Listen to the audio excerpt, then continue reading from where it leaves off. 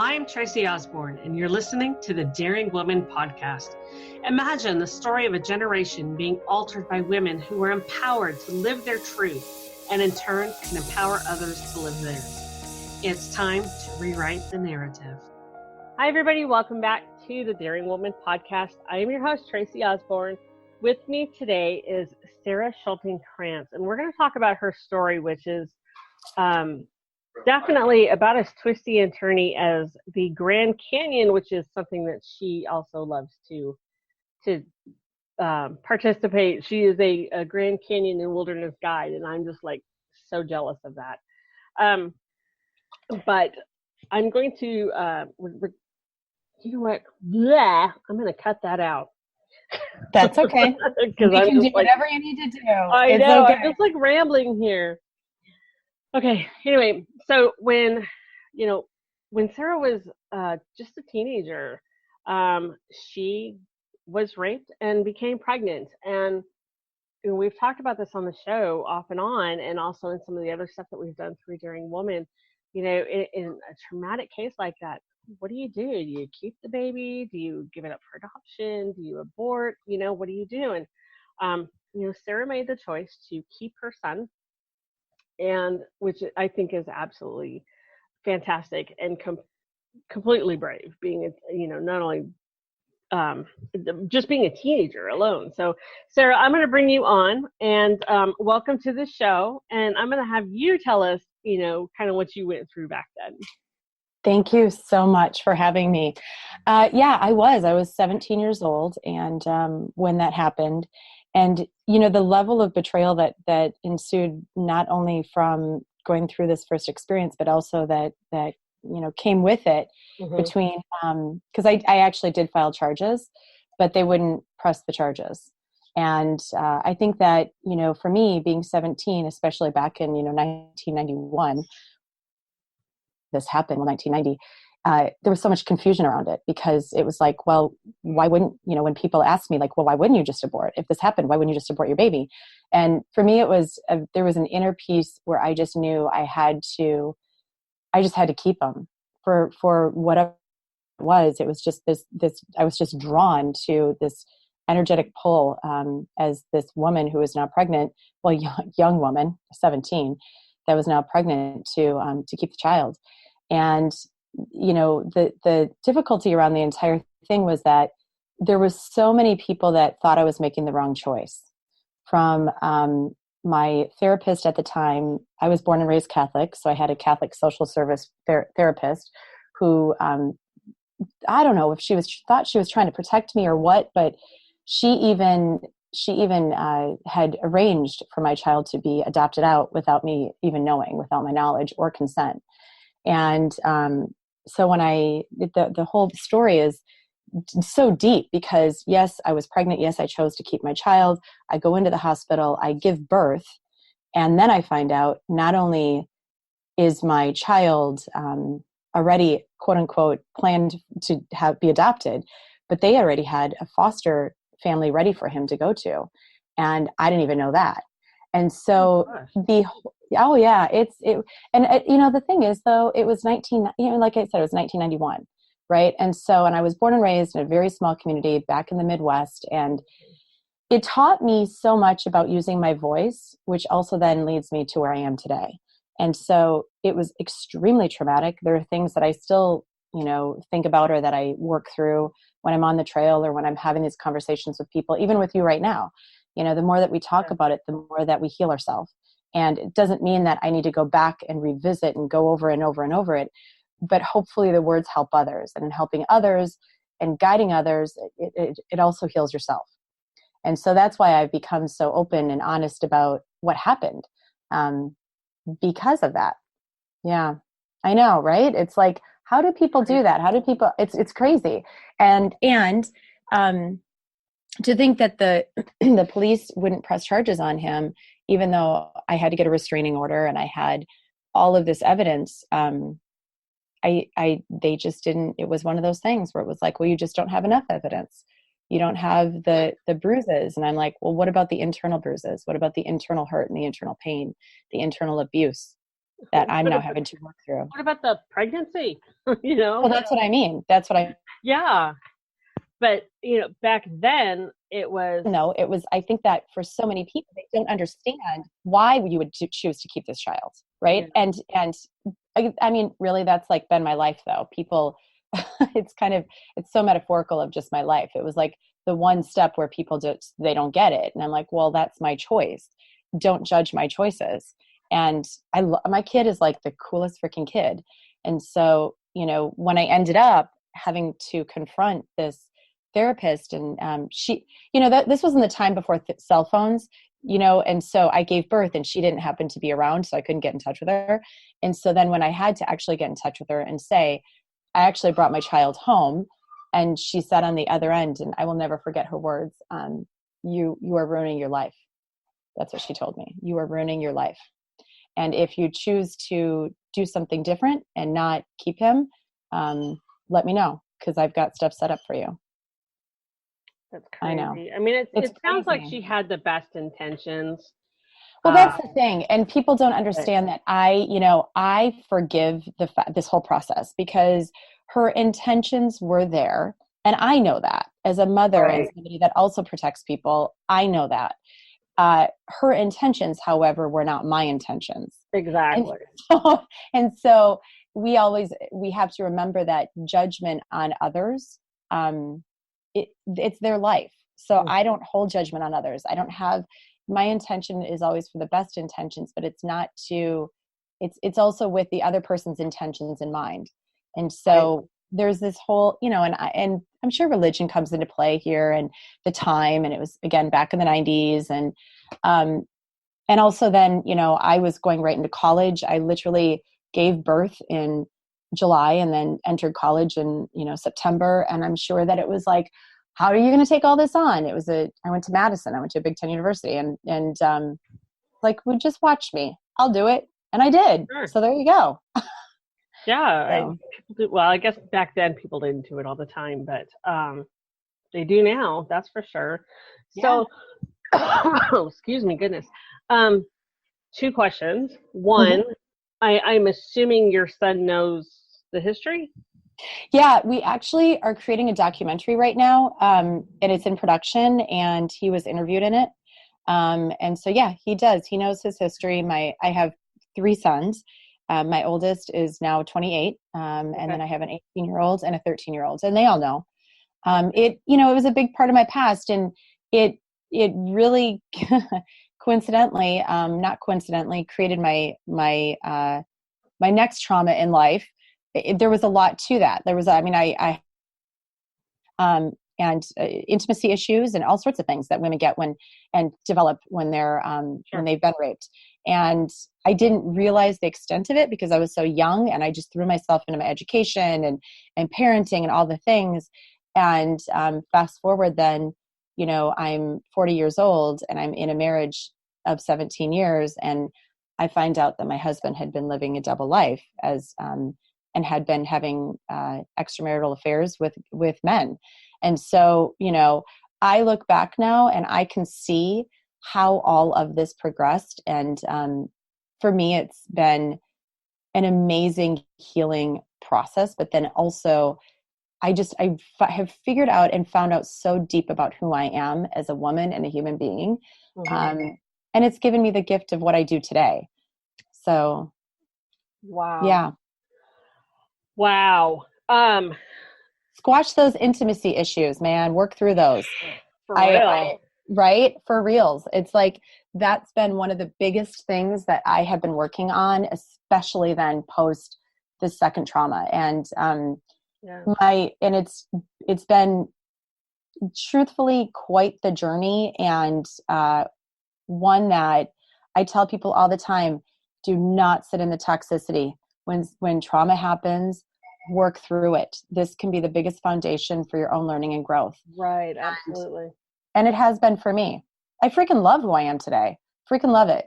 I mean, I'm having more fun today than I've ever had in my entire life. Truthfully.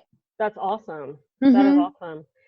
And I think in a lot of ways, our trauma, it definitely shapes who we become. But we also get to choose how it shapes who we become, right? Absolutely. Um, Absolutely. yeah, so we can either, you know, let it take us down the wrong path, and we become addicts and whatnot, or we can use it to become empowered, which, Yep. you know, so many of us are doing and have done, like you and I. Um, we, you know, I can't say, I don't want to say we embrace it, but we accept it as part of who we are, right? Yeah, you know, it's interesting. I never let the rape define me, even when I wasn't vocal about it, even when I Sure. didn't, wasn't there to, because I felt like I couldn't just share it. Um, and at the same time, what I did embrace and what I did allow to define me was the strength that came from it. Yeah. Wow. That's fantastic because so Not many let of it, us, not let it define me. Right. yeah, yeah, and so many of us, I think we label ourselves. I'm a victim. I'm a survivor of whatever, and that becomes our identity. Yeah. And Yeah. it's not. That is something that happened to you, um, but that's not who you are. It goes, you know, kind of hand in hand with. There's a quote that I absolutely love. It's uh, I have fat, but I'm not fat. I have fingernails, Mm, but I'm not fingernails. right. Right? It's Right. it's this is a part of us, but that's not who we are. I always say, so it's interesting when you said about it happening to me. I recently switched that verbiage to "it happened for me" because Yeah. it allowed me to, yeah, it did happen obviously to me as well, but it allowed Sure. me, going through that process of it was for me. It was for my own ability then to step into who I am today. And it was so funny because I remember when I was 17, I was driving down the road and I was pissed off, man. I was like, no girl at 17 should have to go through this. And I was driving home from college and I was working at the time and I was like, hostessing, and I was waiting tables and supporting my son and still living at home. Thank God for my family to support me through this. And, the looks from people and the judgment, I was like, this blows. I shouldn't have to do this. Like, I should be that 17-year-old girl that gets to go to homecoming at the university and, wear the red and white striped pants and overalls like everybody else does at the football games and jump around. And I remember, though, having this moment of someday I will put this into a book and someday I will share my voice and someday I will be touching some other people's lives so that they understand that they're not alone. So now fast forward, and I remember, like, all my years I was a teacher and I was like, I just want to give back more. I want to be standing on stage. I want to be like doing more than what I ever felt like I was even doing in that moment. Mm-hmm. But I couldn't figure out what the hell, like, why can't I do it? Right. I was like, and I remember I was with my girlfriends, um, and we were sitting in a hotel room and the one said, you should just start a blog post. Maybe that will work. Maybe that will help. Right. And they're like telling me all the things. And I'm like, I don't know. I just feel like there's another piece to this puzzle that's not written yet, or that's not like put in there yet. Another chapter that's not written in my life that's not like allowing me to step into it yet. And then everything happened at 40. And I was like, oh, well, this makes sense. And when I was finally getting through the process of healing from the trauma of my husband's, I mean, we're talking like multiple addictions, multiple lovers, some of who I knew, like the depth of the betrayal was so huge. I mean, it was so Mm. huge. It was like community wide. I mean, there were people that knew about this. There was like it was massive. It was literally from coast to coast because I lived in the West Coast and people on the East Coast even knew what was going on. And so it's like, where the hell have I Oh, been? Oh right. yeah. What rock Oh were yeah. you under? I was like, what the hell? But here's the thing. I wasn't under a rock. I was still doing my life. I was living my life. I was raising my children. I was a freaking amazing mom, an amazing partner, an amazing wife, an amazing woman, right? An amazing friend, an amazing sister, daughter, all the things. Mm-hmm. And the thing is that he was that freaking good. He was that freaking good. And so, you know, I want people to understand that too, because I'm not the only one that comes out of this going, where the hell was I? No, not at all. Right? You were where you're supposed to be. He wasn't where he was supposed to be. And so, you know, my point with this is going through this healing process from this second huge, massive betrayal. I learned and took all of the learning from my first betrayal, my first trauma that I had in life. And that's what I actually used in healing from the second one. And so when I talk to people, I'm like, look at your traumas in life, look at your experiences, look at the things, and don't walk away from them. Don't throw them underneath the rug, right? Like people talk about, throw it under the rug. Don't talk about it. Don't do this. Mm-hmm. Don't do that.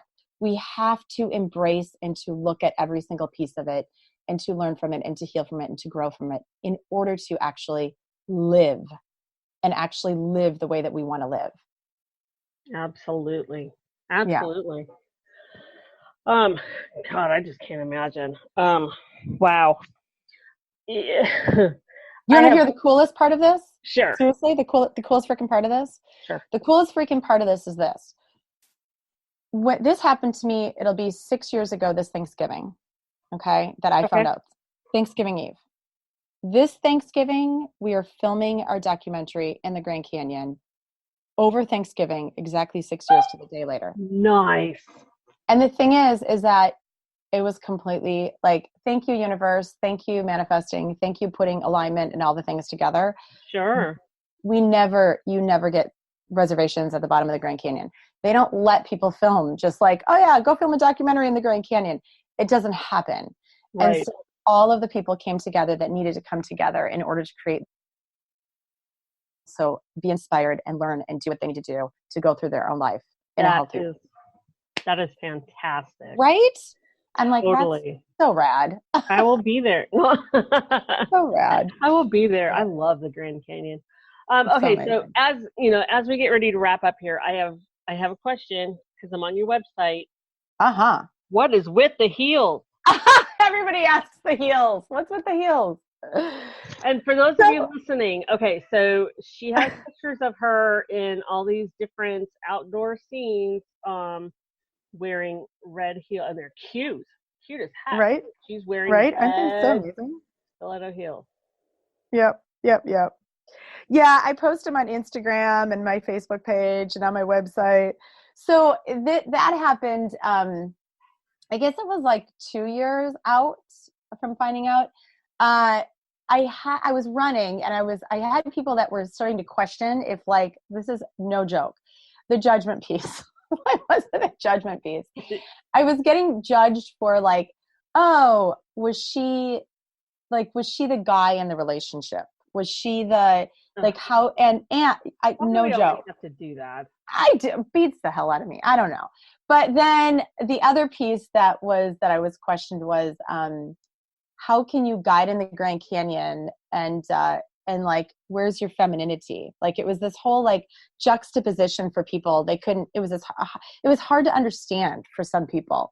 And then at like 42, I'm starting this business and literally reinventing my life and getting my wilderness first responder certification and like, you know, guiding people through these like adventurous places and down waterfalls and all, you know, and I'm a mom. Right. And so I was out for a run and I was like, well, I'm going to create a symbol for me that shows that women can do all the things. They don't have to be put into a box. And so I went and bought myself a pair of red heels and I took them to the top of Mount Baldy. And that was my very first picture of me and my red heels was on the top of Mount Baldy. I'm actually wearing a red dress in that one too, in my very first shot. I don't carry my red dress anymore, too much. But, and so then I posted on my Facebook page and people went crazy. They were like, whoa, you can do all the things. And I'm like, yeah, I know. And so now it became my symbol. And so I carry my red heels everywhere. I've taken them, oh my goodness, like 8 days on the High Sierra Trail from, you know, Sequoia National Park to the summit of Mount Whitney. Like, I've taken them into the canyon, up Half Dome, all the six pack of peaks. And it's just fun. It's like, yeah, don't put yourself in the victim, or I'm a survivor, like the label thing that you were talking about. Right. It's we can be more, we can be multiples. Like we can do all the things. That's life. That's living. That's playing. So that's the red heels. That is cool as heck, man. Thank Totally you. cool. I'm doing a TED Talk on November 2nd on forgiving, and I have my red heels. I was going to say. Yes, I bought myself for the first time ever a pair of really, really, really nice Tamara Melon hot and sexy red heels, and I'm so stoked about them. So Awesome. yeah. Well, thank you so much for coming on and sharing your incredible journey with us. Thank you. You're welcome. Thank you for having me. Yeah, it's been great talking with you, and just, hearing that it doesn't matter what life throws your way, just, grab yourself a pair of red heels and keep on going, right? Exactly. You do you, girl. That's who you Exactly. do. Yep. And if you don't like red heels, get black. Exactly. I don't care what color you get. But anyway, so Yeah. thank you so much for coming on. Thank Ladies you. that are listening, as always, thank you so much for tuning in. Make sure you join us in the Facebook group, facebook.com/groups/Daring a Woman. We will see you over there, and we will talk to you next week on the show. Thank you.